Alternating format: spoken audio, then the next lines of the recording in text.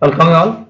Now we are going to discuss measurement of high voltages for impulse and alternating values.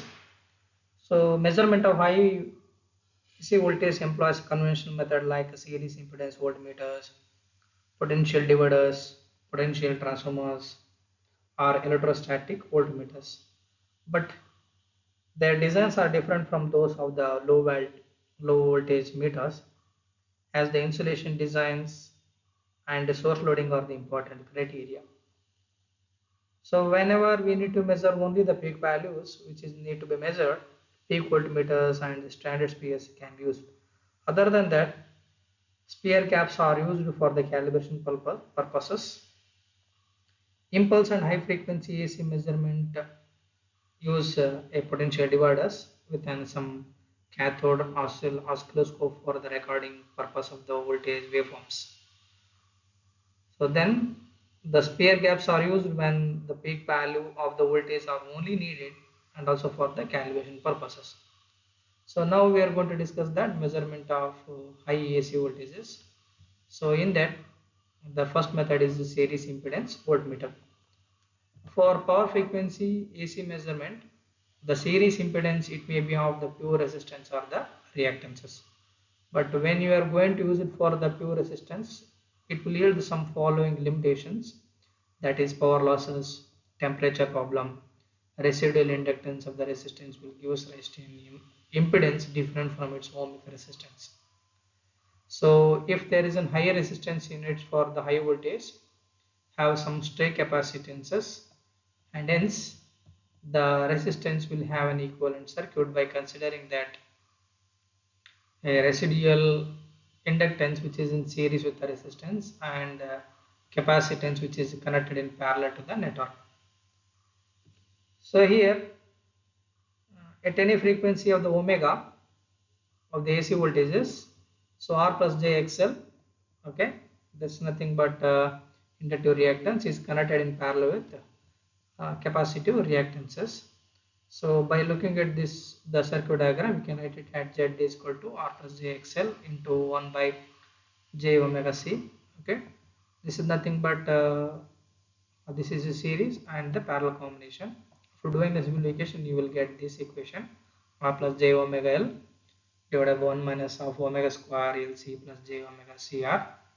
So since omega square LC is very small compared to that omega CR, so resulting this equation will become R plus J omega L divided by 1 plus J omega CR. Then multiply both numerator and denominator by 1 minus J omega CR. Okay, by doing the simplification, you will get the final equation Z is equal to R 1 plus J omega L by R minus omega CR. So why we have to do is this, we need to calculate what is the phase angle. So that is nothing, phase angle become phi is equal to tan inverse of omega L by R minus omega CR. So this can be made 0 and independent of the frequency if L by C is equal to R square.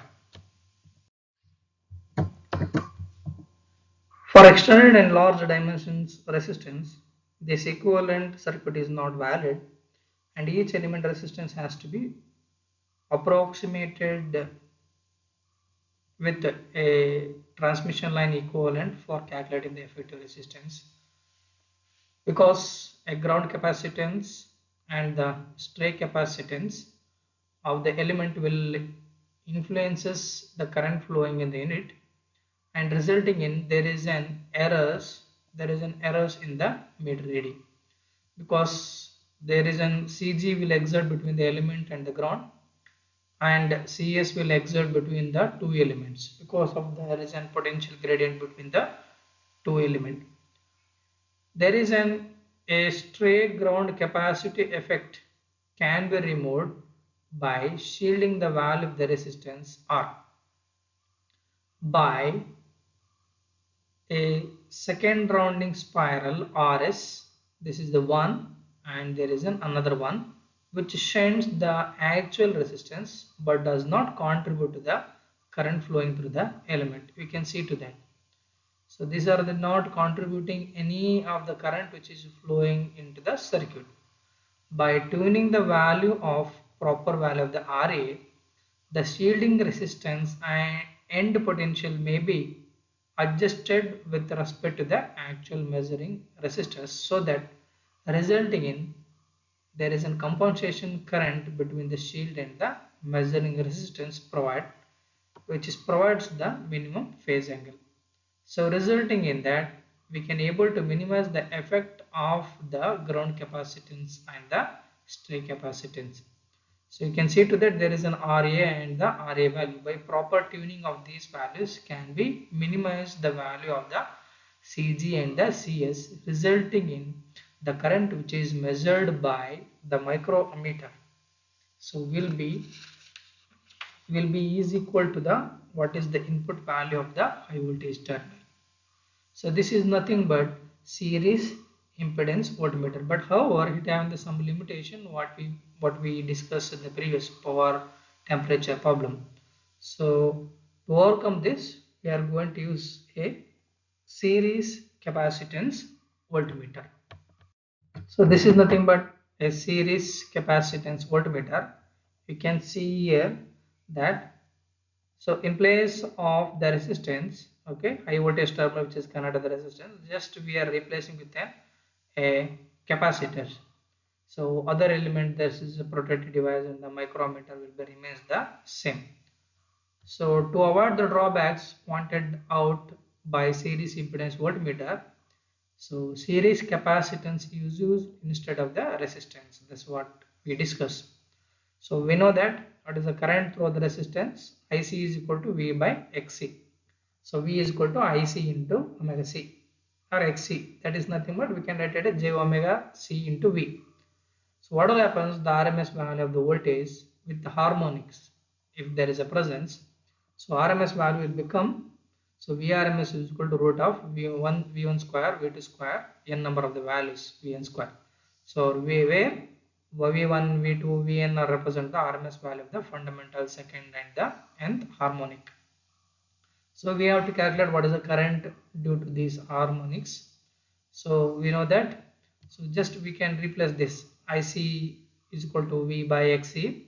So if it is C, this is 1, I1 is equal to omega into C1, C into V1, I2 is equal to 2 into omega into CV2. So resulting in IN is equal to N into omega C into Vn value.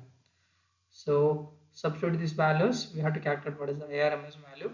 IRMS value will become omega into C root of V1 square plus 2 times of V2 square whole square plus N into Vn whole square. Suppose if there is a 10th percentage of the fifth harmonic only, then what will happen? The current is 11.2 percentage of the higher values, and resulting in that there is an 11.2 percentage of the values of the errors in the voltage measurement. So hence what we consider is this is not recommended when AC voltages are not pure sinusoidal because of the harmonics which is the presence. So however, these values can be used, means series capacitance can be used for the values up to 1000 kV. So other than this, a rectifier ammeter was used as an indicating instrument and was directly calibrated in high voltage RMS values. So no need to go with some AC and the DC. So directly using the value of the rectifier ammeter, you can able to measure the RMS values.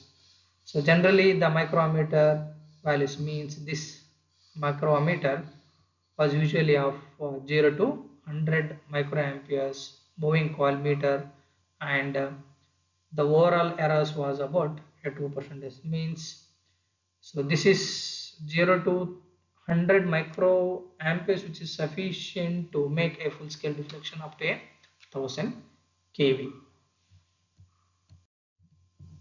Next concept is capacitance potential dividers. Our harmonic effect can be eliminated by using CVD or CPD. that is nothing but capacitance potential dividers or capacitance voltage dividers with ESV, that is nothing but electrostatic voltmeter. So if we are using high impedance meter such as TVM, so the meter is connected through a long cable. This is what we have shown here. So we have to consider its capacitance because this may introduce the errors in the results. Hence, this effect value of the capacitor has to be considered while doing the calibration. So usually, a standard compressed air or gas capacitors is used for the C1 and C2 by any large capacitor like mica paper or any low capacitors.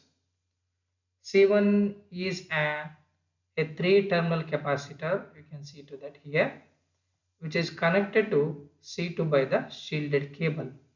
So means C2 is entirely shielded because if there is a change the values because of the ground capacitance, so this will result in there is an error. So generally we are providing with some shielded for the C2 value because we have to avoid the stray capacitance and the ground capacitances. Then what will happen? The applied voltage V1 is given by, okay, V1 is equal to V2 into C1 plus C2 plus Cm divided by C1. So where Cm is nothing but the capacitance of the meter and the cable leads, and V2 is nothing but the reading of the voltmeter. So this is the general arrangement. C1 is subjected to the high terminal side, C2 is subjected to low voltage terminal side, and there is a long cable. So whatever the value which is exerted across the C2, we fill back to that. The ESV electrostatic voltmeter could able to read what is the voltage which appear across the high voltage side. So these are the C1, C2 and the ESV, P protection in the CC connecting cables. So here, so very important thing is we have to consider the what is the stray capacitance across the CC because it is subjected to a long cable. So if you are not considering, there is a possibility of the errors may introduce in the concept.